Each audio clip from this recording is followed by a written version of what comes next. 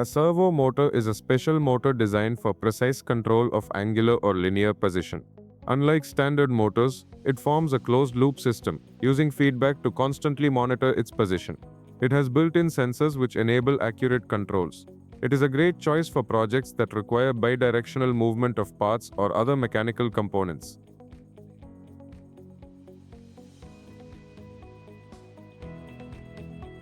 This simple Arduino code, using the servo library, makes a servo motor sweep back and forth. Let's quickly look at a few key lines. My servo.attach 9 connects the servo to pin 9. The for loops then incrementally change the POS value, and my servo.write POS precisely commands the servo to move to that exact angle. The delay 15 creates a smooth control sweep, pausing briefly at each step, while delay 1000 holds the servo at its end positions.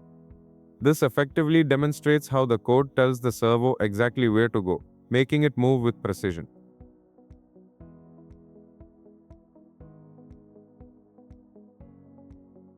When you run this code, the servo motor will start to sweep smoothly back and forth. You'll see it move from its starting position at 0 degrees all the way to 180 degrees. Then slowly return back to 0 degrees. It will pause for 1 second at each end of its travel, before starting the sweep in the opposite direction again.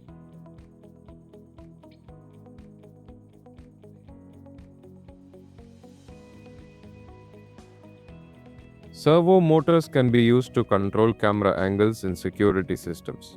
It can be used in automated doors, and it can also be seen in remote-controlled vehicles or toys. That wraps up the demonstration of servo motor on the Arduino EK R4 experiment kit. Thank you for watching, and stay tuned for more interesting videos.